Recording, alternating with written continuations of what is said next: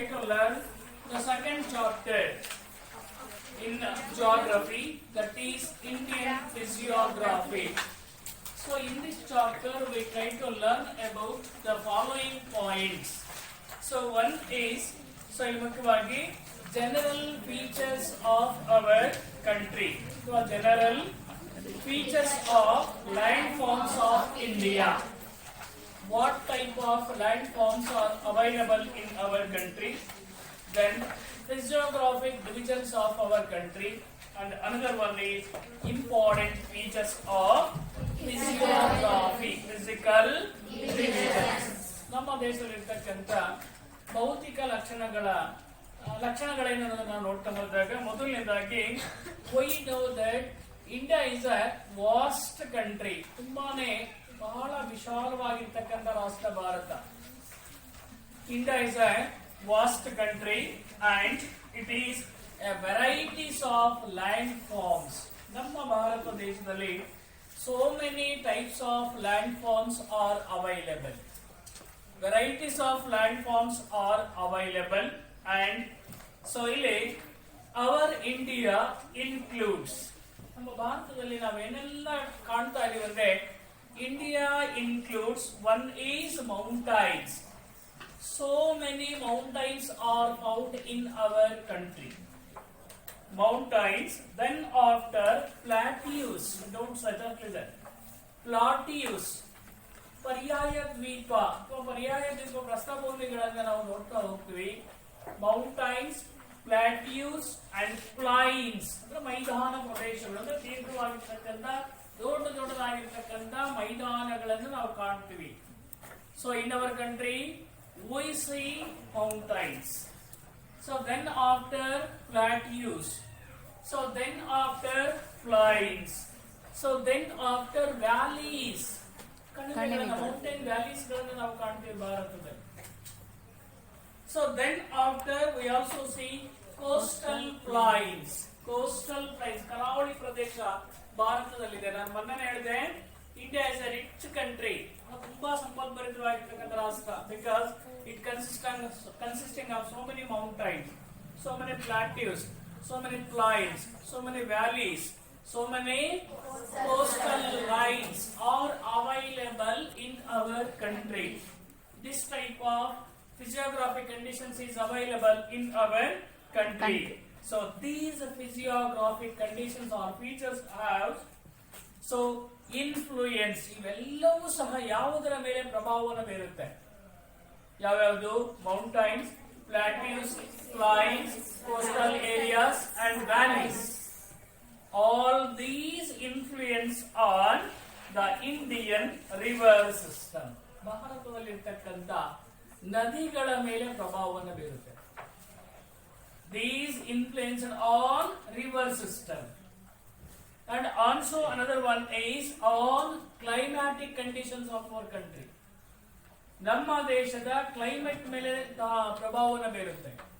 And another one is natural vegetation. ನಮ್ಮ ದೇಶದಲ್ಲಿ ಇರಬಹುದಾಗಿರ್ತಕ್ಕಂಥ ಸ್ವಾಭಾವಿಕ ಸಸ್ಯವರ್ಗ, natural vegetation. And another one is land use. ನಮ್ಮ ದೇಶದಲ್ಲಿ ಇರ್ತಕ್ಕಂಥ ಭೂ ಬಳಕೆಯನ್ನು ಯಾವ ರೀತಿ ಮಾಡ್ಕೊಳ್ತೀವಿ ಅನ್ನೋದನ್ನು ಸಹ decides on the basis of features. And another one is agriculture. So all these mountains, plateaus, plains, valleys and coastal areas influenced on our agriculture. ನಮ್ಮ ಕೃಷಿಯ ಮೇಲೆ ಪ್ರಭಾವವನ್ನು ಬೀರುತ್ತೆ. And also transport and communication system. ಇಲ್ಲಿ ನಮ್ಮ ದೇಶದಲ್ಲಿರ್ತಕ್ಕಂಥ transport ಮತ್ತು communication system ಮೇಲೆ ಪ್ರಭಾವವನ್ನು ಬೀರುತ್ತೆ. So remember, so India consisting of so many, including so many items like mountains, plateaus, plains, then coastal areas and valleys. These influenced on, one is on river system, second one is on climatic condition, third one is vegetation, natural vegetation, land use, agriculture, transport,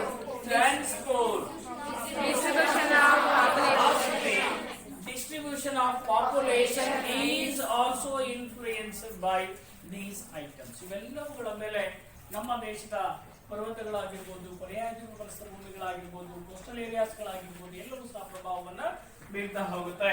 remember we discuss about physiographic divisions of our country. ನಮ್ಮ ದೇಶದಲ್ಲಿರ್ತಕ್ಕಂಥ ಪ್ರಮುಖವಾಗಿರ್ತಕ್ಕಂಥ ಭೌಗೋಳಿಕವಾಗಿರ್ತಕ್ಕಂಥ ವಿಭಾಗಗಳು ಯಾವುದು? Physiographic divisions of our country. Remember on the basis of, ಯಾವ ಆಧಾರದ ಮೇಲೆ? On the basis of physiography, ನಮ್ಮ ದೇಶದ ಭೌಗೋಳಿಕ ಹಿನ್ನೆಲೆಯನ್ನು ನಾವು ಆಧರಿಸಿಕೊಂಡು, on the basis of physiography, so we can divide our physical features into 4 major divisions. ನಮ್ಮ ದೇಶದಲ್ಲಿರ್ತಕ್ಕಂಥ ಪ್ರಮುಖವಾಗಿರ್ತಕ್ಕಂಥ ಏನನ್ನ ಫಿಸಿಯೋಗ್ರಾಫಿಯನ್ನ we divides into 4 categories. On the basis of physiography, so we divide our physiography into 4 divisions. So first one is northern mountains. Northern mountains ಅಂದ್ರೆ ಉತ್ತರದಲ್ಲಿ ಬರ್ತಕ್ಕಂಥ ಪರ್ವತದ ಪ್ರದೇಶ. Remember, first one northern mountain. Second one ಬಂದಾಗ ಮುಖ್ಯವಾಗಿ the northern great plain. Northern great plain. Second one, third one the peninsular plateau, and another one is remember the whole physical map of our country. ನಮ್ಮ ಭಾರತದ ಸಂಪೂರ್ಣವಾಗಿರ್ತಕ್ಕಂಥ ಭೌಗೋಳಿಕ ಲಕ್ಷಣ ಹೊಂದಿರತಕ್ಕಂಥ map. So ಈ ಇಡೀ ಇಂಡಿಯಾವನ್ನ ನಾವು ಮುಖ್ಯವಾಗಿ we divides into 4 categories. One is from here to there. From here to there. From here to there. Clear? From here to there. Here to there. Illi here to there, here to there, here to there. So that is called as northern mountain area. ಉತ್ತರದಲ್ಲಿ ಬರ್ತಕ್ಕಂಥ ನೋಡಿ ಇದು north, east, west, north and south. So ಇಲ್ಲಿ north ಅಲ್ಲಿ ಪೂರ್ತಿ ಬರ್ತಕ್ಕಂಥದ್ದು northern mountain. ಅದನ್ನ ಬಿಟ್ರೆ ಎರಡನೇದಾಗಿ ಬರ್ತಕ್ಕಂಥ ಸೊ ಇಲ್ಲಿಂದ ಈ ಪಾರ್ಟ್ ನೋಡಿ, ಈ ಪಾರ್ಟ್ ಸೊ ನೆನ್ಪಿಟ್ಕೊಳ್ಳಿ, ಇದು ನಾರ್ದರ್ನ್ ಗ್ರೇಟ್ ಪ್ಲೈನ್, ಉತ್ತರದ ಮೈದಾನ ಅಥವಾ ಸಿಂಧು ಗಂಗಾ ಪ್ಲೈನ್ ಅಂತ ಕರೀತಾರೆ, ಅದನ್ನ ಗಂಗಾಟಿಕ್ ಪ್ಲೈನ್ ಅಂತ ಕರೀತಾರೆ. ಇದು ಎರಡನೇ ಪಾರ್ಟ್. ಇದು ಯಾವುದು? ಮೂರನೇದಾಗಿ ಇಲ್ಲಿ ಟ್ರಯಾಂಗ್ಯುಲರ್ ಶೇಪ್ ಇದೆ ನೋಡಿ, triangular shape, that is peninsular plateau. Last one is from here is Western Ghat, here is Eastern coastal line.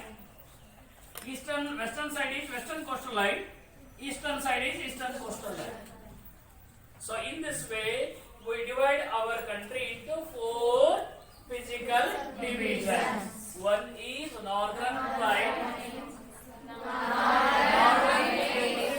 northern mountain, northern plain, peninsular plateau, and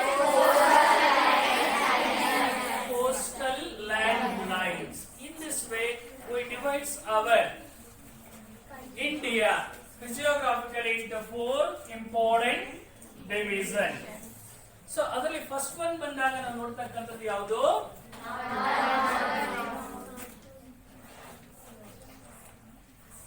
MORTHERN mountain.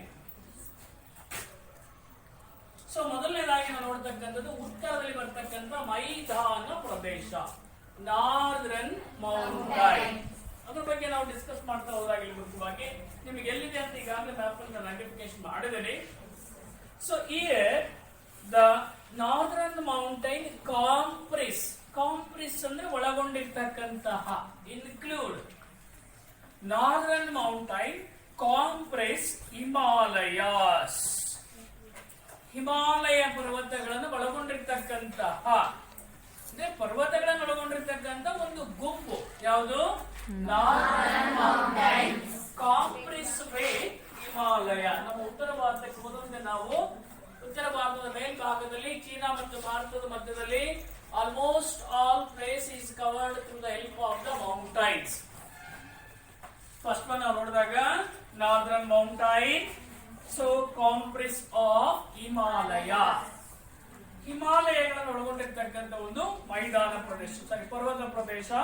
So ಇಲ್ಲಿ ಏನಾಗಿದೆ, not only mountain areas, ಇಲ್ಲಿ so youngest ತುಂಬಾ ಇತ್ತೀಚೆಗೆ ಉದಯವಾಗಿರ್ತಕ್ಕಂತಹ youngest ಅಥವಾ young fold mountains ಅನ್ನು ಒಳಗೊಂಡಿರ್ತಕ್ಕಂಥ ಒಂದು ಪ್ರದೇಶ ಯಾವುದು northern mountain comprise of Himalayas young fold mountain. ಅಂದ್ರೆ ಇತ್ತೀಚೆಗೆ ಉದಯವಾಗಿರ್ತಕ್ಕಂತಹ ಚಿಕ್ಕ ಪುಟ್ಟವಾಗಿರ್ತಕ್ಕಂಥ ಪರ್ವತಗಳ ಜೊತೆಯಲ್ಲಿ ಹಿಮಾಲಯ ರೇಂಜ್ ಅನ್ನು ಒಳಗೊಂಡಿದೆ. ಯಾವುದು northern mountain comprises of Himalayas as a group of, ಒಂದು ಗುಂಪದು. ಯಾವುದರ ಗುಂಪು? Young fold mountain. So remember these northern Himalayan range extend from, ಎಲ್ಲಿಂದ ಪ್ರಾರಂಭವಾಗುತ್ತೆ ಅಂತ ನೋಡ್ತಾ ಹೋದಾಗ ಸೊ ಇಲ್ಲಿ ಮುಖ್ಯವಾಗಿ ಒಂದು ಚೈನ್ ರೀತಿಯಲ್ಲಿ northern mountain so extend as continuous chain. ಒಂದು ಚೈನ್ ನೋಡಿದ ಕಂಟಿನ್ಯೂ ಆಗಿರುತ್ತೆ, ಎಲ್ಲೂ ಬ್ರೇಕ್ ಆಗಿರಲ್ಲ. ಹಾಗೇನೆ northern mountain is A continuous chain along with the northern boundary. ನೋಡಿ, ನಮ್ಮ ದೇಶದ ಉತ್ತರದ ಭೂಭಾಗದ ಸುತ್ತಲೂ ಸಹ ಚೈನೋಪಾದಿಯಲ್ಲಿ ಇದೆ. ನೋಡಿ, ನಾರ್ದರ್ನ್ ಮೌಂಟೈನ್ ಕಂಟಿನ್ಯೂಯಸ್ ಹ್ಯಾಸ್, ನೋಡಿ ಇಲ್ಲಿಂದ ಸ್ಟಾರ್ಟ್ ಆಗುತ್ತೆ ಇದು. ಆಗ ಪಾಕಿಸ್ತಾನ ಇಂಡಿಯಾದಲ್ಲಿ ಇತ್ತು, ಇಂಡಿಯಾ ಮ್ಯಾಪ್ ಹಿಂಗಿರ್ಲಿಲ್ಲ, ಕ್ಲಿಯರ್ ಆಯ್ತಲ್ಲ, ತಲೆ ಹಂಗಿರ್ಲಿಲ್ಲ, ಇಲ್ಲಿ ಇದೆಲ್ಲ ಸೇರ್ಕೊಂಡಿತ್ತು ಇಂಡಿಯಾಕ್ಕೆ.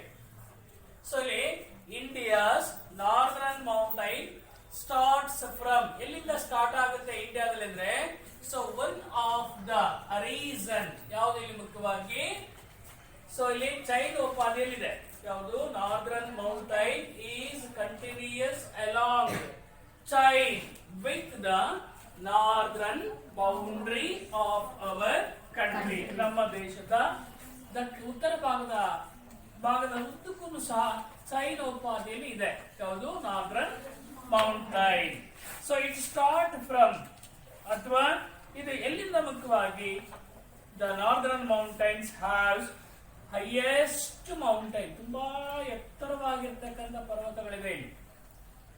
Northern mountains so are the highest mountain ranges in the world. ಇಡೀ ಪ್ರಪಂಚದಲ್ಲೇ ತುಂಬಾ ಎತ್ತರವಾಗಿರ್ತಕ್ಕಂಥ ಪರ್ವತ ಶ್ರೇಣಿಯನ್ನು ಒಳಗೊಂಡಿದೆ. ಯಾವುದು? Northern mountain. ಇಡೀ ಹಿಮಾಲಯ ಪರ್ವತ, ಉತ್ತರದ ಪರ್ವತ ಪ್ರದೇಶ ಪ್ರಪಂಚದಲ್ಲೇನೆ ಅತಿ ಎತ್ತರವಾಗಿರ್ತಕ್ಕಂಥ highest mountain in the world. We have, ಜೊತೆಯಲ್ಲಿ not only mountain, highest peak, ತುಂಬಾ ಎತ್ತರವಾಗಿರ್ತಕ್ಕಂಥ ಶಿಖರಗಳು. ಪೀಕ್ ಪರ್ವತ ಇದೆ, ಹೈಯೆಸ್ಟ್ ಮೌಂಟೈನ್ ಇದೆ, ಹೈಯೆಸ್ಟ್ ಪೀಕ್ ಇದೆ, ಡೀಪ್ ವ್ಯಾಲಿ, ತುಂಬಾ ಆಳವಾಗಿರ್ತಕ್ಕಂಥ ಕಣಿವೆ ಪ್ರದೇಶ ಇದೆ, ತುಂಬಾನೇ ಆಳವಾಗಿರ್ತಕ್ಕಂಥ deep valley.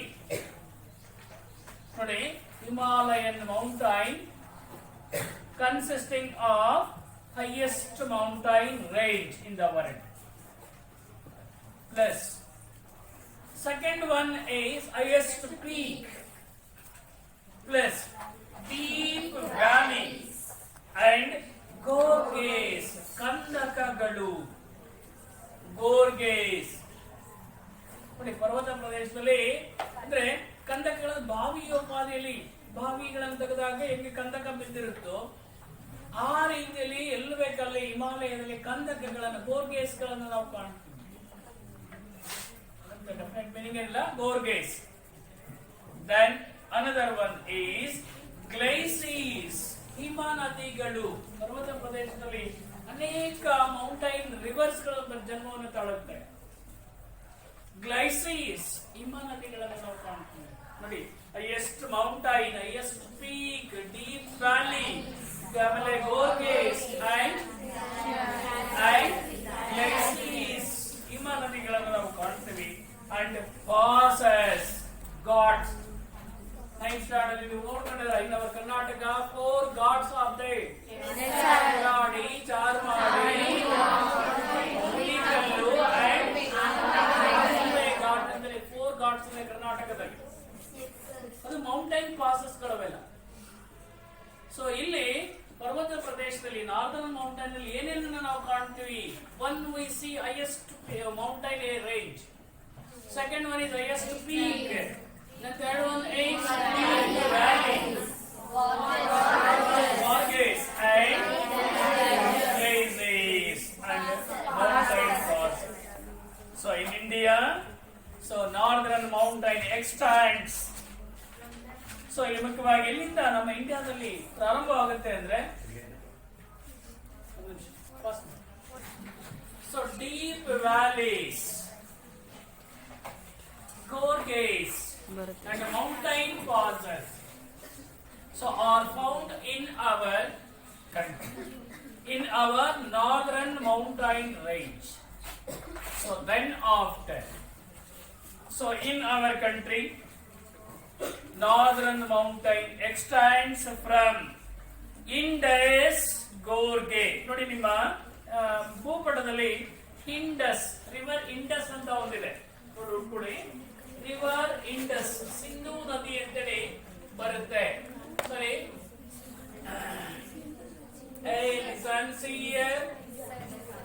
River Indus year Sindhu ನದಿ ಅಂತ ಬರುತ್ತೆ. ರಿವರ್ ಇಂಡಸ್, ಇಂಡಸ್ ಅಂದ್ರೆ ಕನ್ನಡದಲ್ಲಿ ಸಿಂಧೂ ನದಿ. ಇಲ್ಲಿಂದ ಸ್ಟಾರ್ಟ್ ಆಗುತ್ತೆ ನೋಡಿ ರಿವರ್ ಇಂಡಸ್. ಇಲ್ಲಿಂದ ಸ್ಟಾರ್ಟ್ ಆಗುತ್ತೆ ಯಾವ ದಿಕ್ಕಿನಲ್ಲಿ?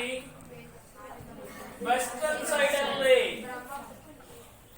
ವೆಸ್ಟರ್ನ್ ಸೈಡ್ ಅಲ್ಲಿ ರಿವರ್ ಇಂಡಸ್ ಇಂದ ಸ್ಟಾರ್ಟ್ ಆಗುತ್ತೆ. ನೀವಿಲ್ಲಿ ಇದಕ್ಕೆ ಈಸ್ಟ್ ವೆಸ್ಟ್ ನಾರ್ತ್ ಸೌತ್ ಈ ಪಾರ್ಟ್ ಹಾಕೊಂಡ್ರೆ that is east, that is west, north south. ಇದು north south.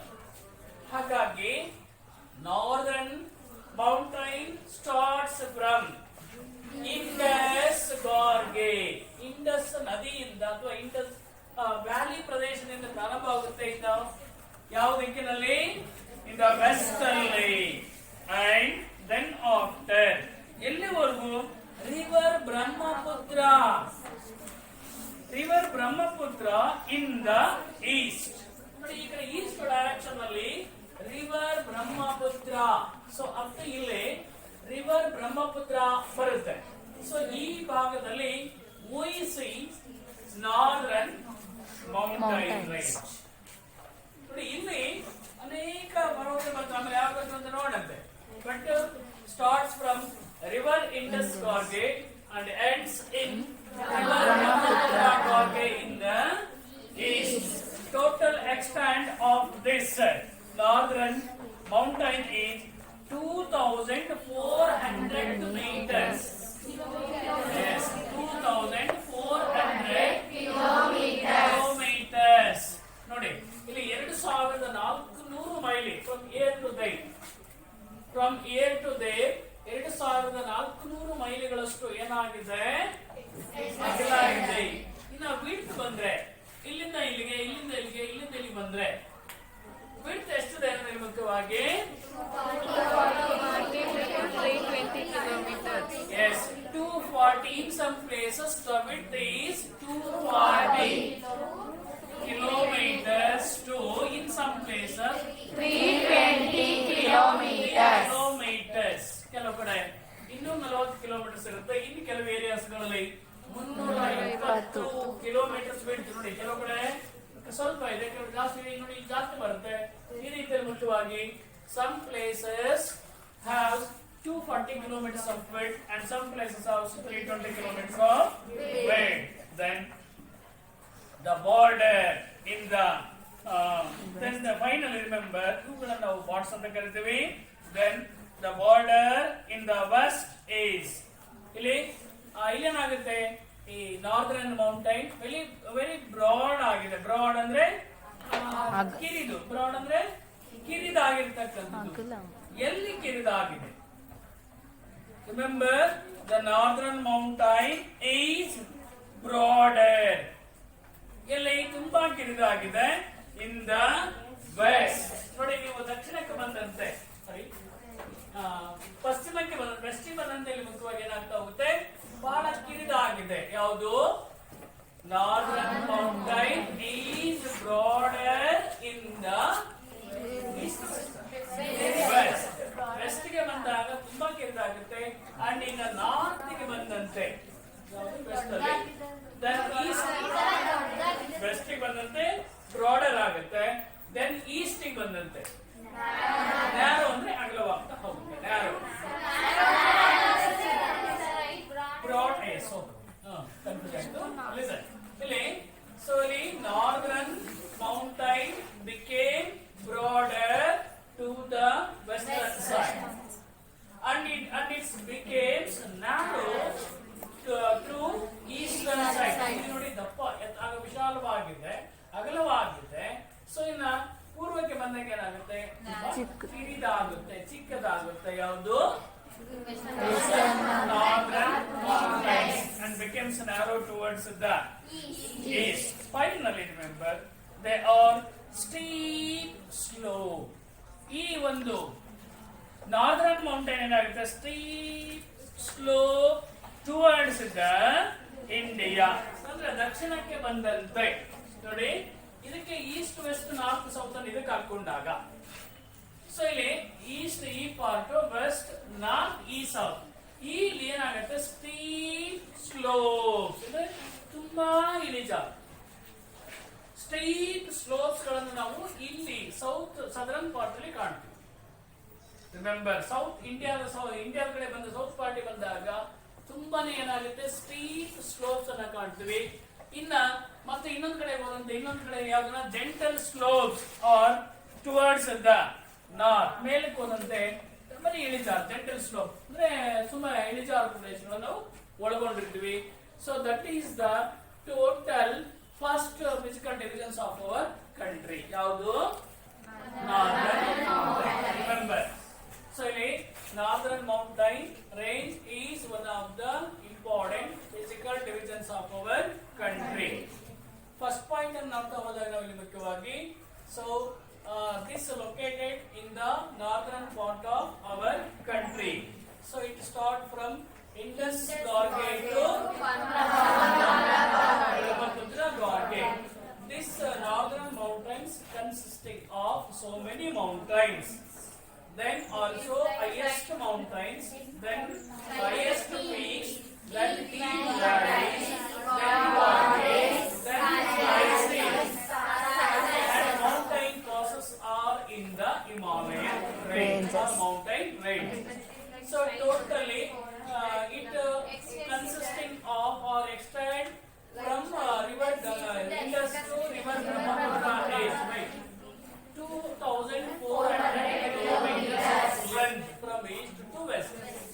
Then the width of this physical division is some areas of 240 kilometers of width, and in some areas 320 kilometers of width.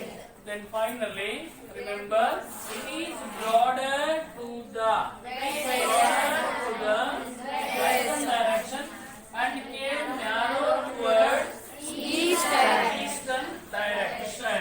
Then finally, it is slopes towards the southern India and gentle slopes towards the northern India. Totally, this Himalaya consisting of ಹಿಮಾಲಯವನ್ನು ನಾವು 3 ಭಾಗಗಳನ್ನಾಗಿ ಮಾಡಿದ್ವು. The whole northern Himalaya, so is consisting of or divided into the northern Himalaya have 3 parallel ಸಮಾನಾಂತರವಾಗಿರ್ತಕ್ಕಂಥ 3 parallel ಇಲ್ಲಿ ಮುಖ್ಯವಾಗಿ ranges ಗಳನ್ನು ನಾವು ಕಾಣ್ತೀವಿ. One is greater Himalaya, lesser Himalaya and Shimalic range. Remember, remember Shivalik range ಯಾವುದು ಮೊದಲನೇದಾಗಿ greater. ಇದನ್ನ ಮುಖ್ಯವಾಗಿ ಮತ್ತಾಗಿ ನಾವು 3 ಭಾಗಗಳನ್ನ ಮಾಡ್ತೀವಿ. ಎಷ್ಟು ಭಾಗಗಳನ್ನ ಮಾಡ್ತೀವಿ? 3 ರೇಂಜ್ ಅನ್ನ ಮಾಡ್ತೀವಿ. ಒನ್ ಈಸ್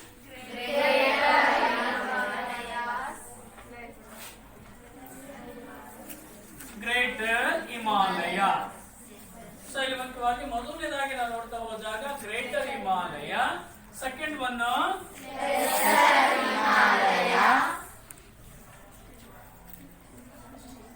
ಇನ್ನೊಂದು ಶಿವಾಲಿಕ್. ಸೊ ಈ ರೀತಿಯಲ್ಲಿ ಮುಖ್ಯವಾಗಿ divides into 3 divisions. One is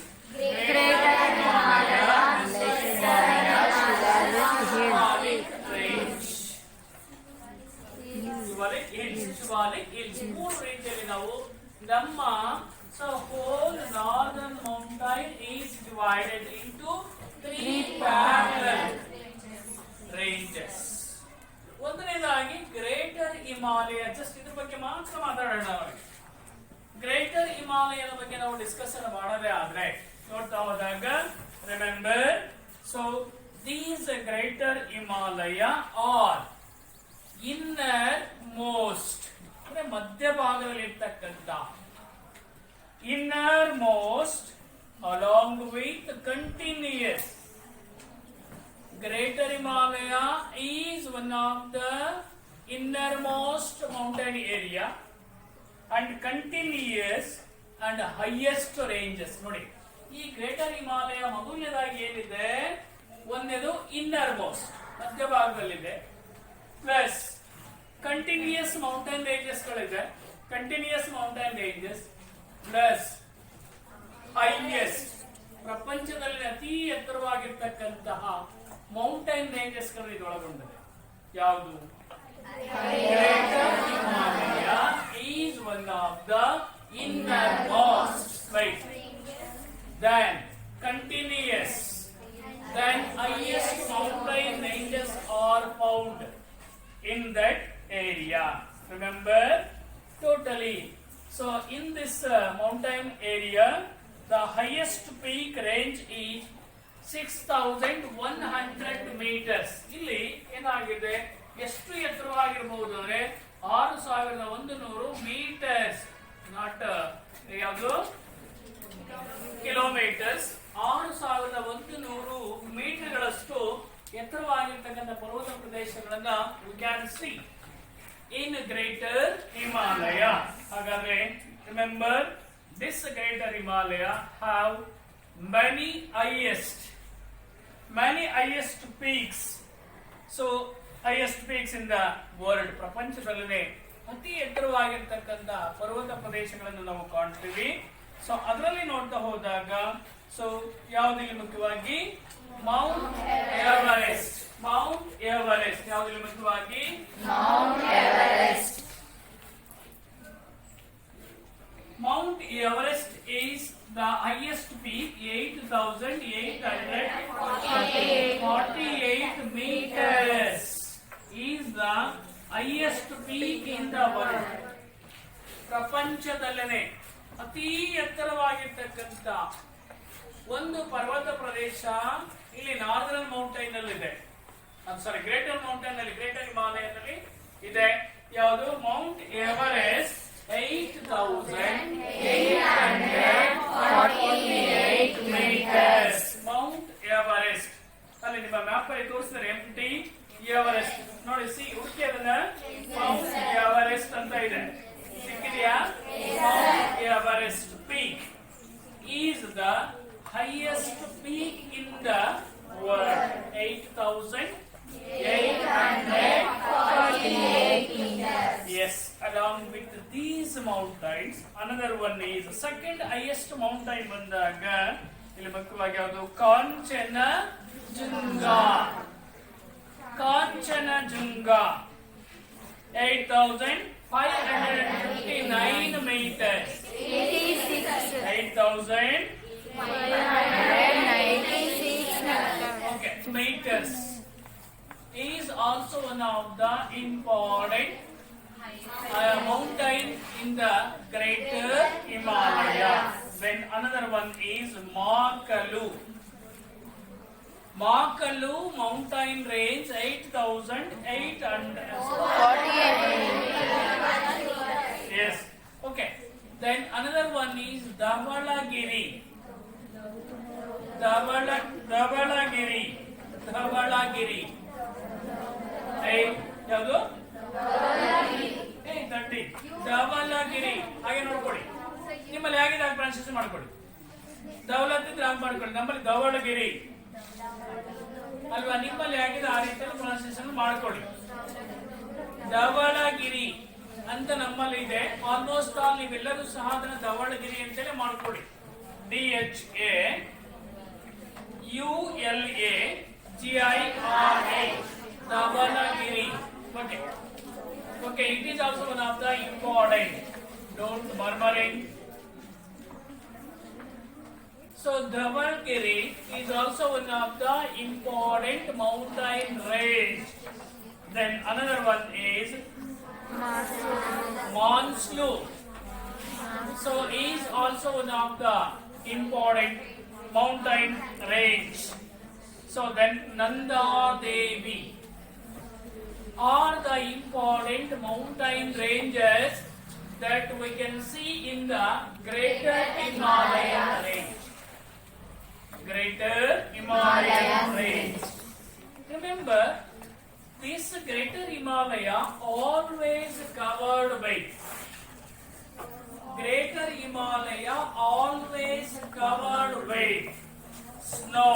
ಯಾವಾಗಲೂ ಸಹ ಗ್ರೇಟರ್ ಹಿಮಾಲಯದಲ್ಲಿ ಮಂಜಿನಿಂದ ಆವೃತವಾಗಿರೋದ್ರಿಂದ so this area throughout the year, not a single day or single month, throughout the year this area is covered by ಯಾವುದು? Snow area. ಸೊ ಹಾಗಾಗಿ it is also called as Himadri.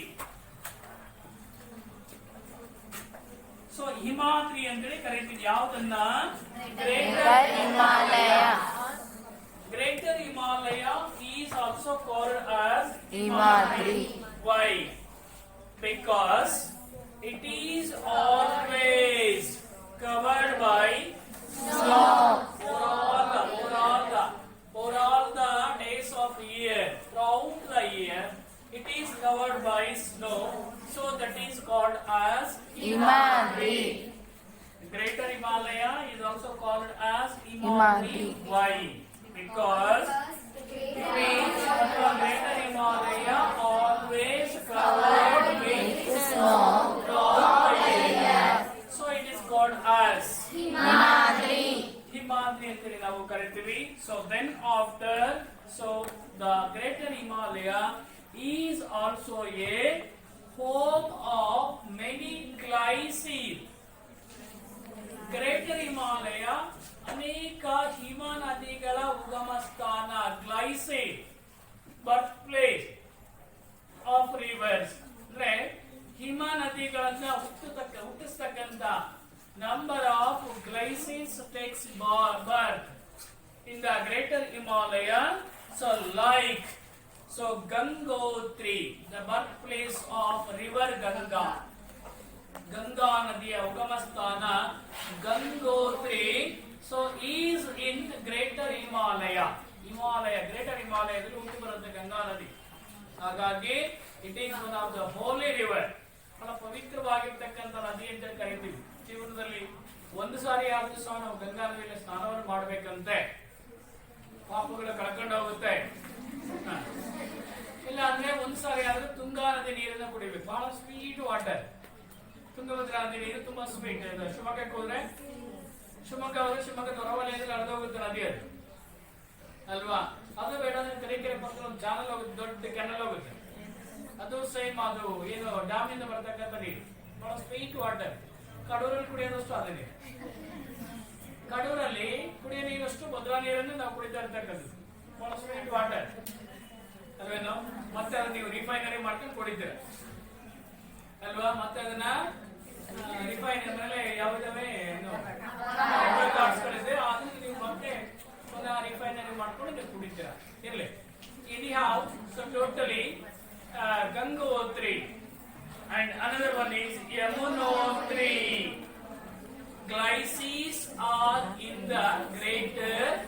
Himalaya.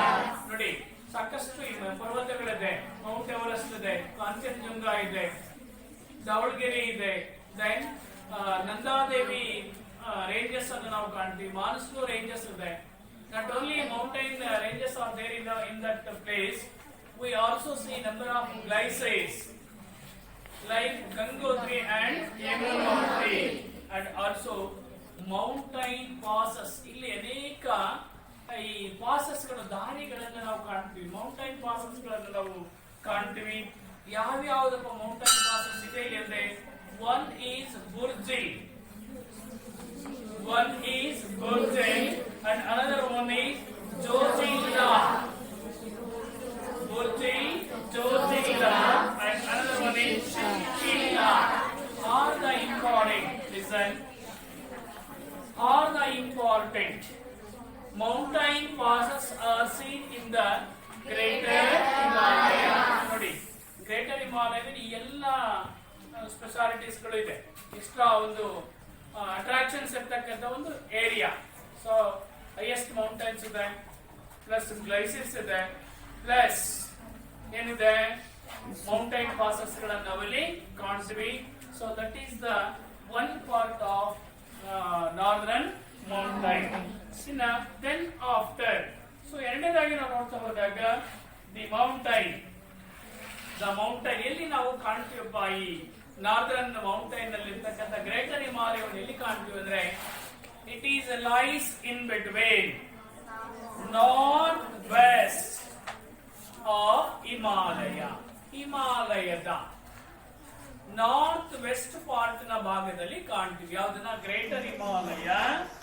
So line to the north west of Himalaya, and it is called as, ನೋಡಿ north west ನಲ್ಲಿ ಇರ್ತಕ್ಕಂಥ greater Himalaya is called as trans Himalayas ಅಂತೇಳಿ ಕರೀತೀವಿ. Greater ಹಿಮಾಲಯವು ಅಂದ್ರೆ ಇಲ್ಲಿ ಮುಖ್ಯವಾಗಿ ನೋಡಿ what is meant by trans Himalaya ಅಂತ ಪ್ರಶ್ನೆ ತಗೊಂಡು 1 ಮಾರ್ಕ್ಸ್ಗೆ. ಟ್ರಾನ್ಸ್ ಅಂದ್ರೆ ಗೊತ್ತೇ ಇರಲ್ಲ ನಿಮಗೆ, ಹೇಳಿರ್ತೀವಿ ನಾವು. ಯಾವುದನ್ನು ನಾವು ಟ್ರಾನ್ಸ್ ಹಿಮಾಲಯ ಅಂತ ಕರಿತೀವಿ ಅಂದ್ರೆ ಇಲ್ಲಿ ಮುಖ್ಯವಾಗಿ the mountain ranges lies in between, ಎಲ್ಲಿಂದ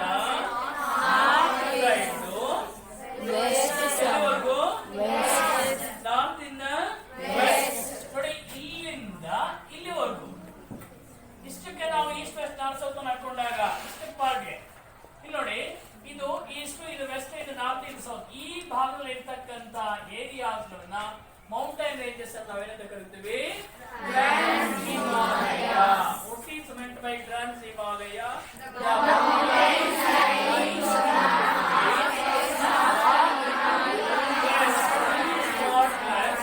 ಟ್ರಾನ್ಸ್ ಹಿಮಾಲಯ. ಆನ್ಸರ್ ಬಂದು ನಾನು ಕೇಳಿದ್ರೆ ಹೇಳಬೇಕು. What is meant by trans Himalaya ಅಂದ್ರೆ ಬಾಯ್ ಬಿಟ್ಟು ಪಟ ಪಟ ಪಟ ಪಟ ಹೇಳ್ತಾ ಇರಬೇಕು. ದ ಮೌಂಟೈನ್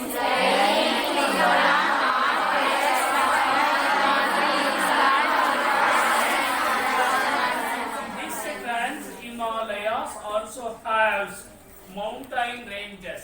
ಇಲ್ಲೂ ಸಹ ಕೆಲವು ಮೌಂಟೈನ್ ರೇಂಜಸ್ ಗಳನ್ನು ನಾವು ಕಾಣ್ತೀವಿ.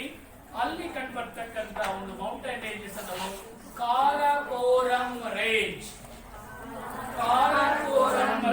ಅಂತ ಕರಿತೀವಿ. ಈ ಕಾರಾಕೋರಂ ರೇಂಜ್ ನಲ್ಲಿ ಇರ್ತಕ್ಕಂಥ K2 ಅಥವಾ ಅದರ ಫುಲ್ ನೇಮ್ ಬಂದಾಗ Mount Godwin Austin. K2 or Mount Godwin Austen is located ಅಲ್ಲಿ ಕಂಡು ಬರುತ್ತೆ. So it is the highest peak to India. ನಮ್ಮ ಭಾರತದ ಅತಿ ಎತ್ತರವಾಗಿರ್ತಕ್ಕಂಥ ಪರ್ವತ ಪ್ರದೇಶ ಅಂದ್ರೆ K2 ಅಥವಾ Godwin Austen, Mount Godwin Austen. ನಮ್ಮ ತಲೆಗೆ ಬರ್ತಕ್ಕಂಥದ್ದು ಭಾರತದ ಅತ್ಯಂತ ಎತ್ತರವಾಗಿರ್ತಕ್ಕಂಥ ಪರ್ವತ ಪ್ರದೇಶ ಅಂದ್ರೆ ಮೌಂಟ್ ಎವರೆಸ್ಟ್ ಅಂತ ನಮ್ಮ ತಲೆ ಬರುತ್ತೆ. ಹಾಗಾಗಿ ನಮ್ಮ ಭಾರತದ ಅತಿ ಎತ್ತರವಾಗಿರ್ತಕ್ಕಂಥ ಪರ್ವತ ಪ್ರದೇಶ K2 or Godwin Austen. It is located in at Karakoram range.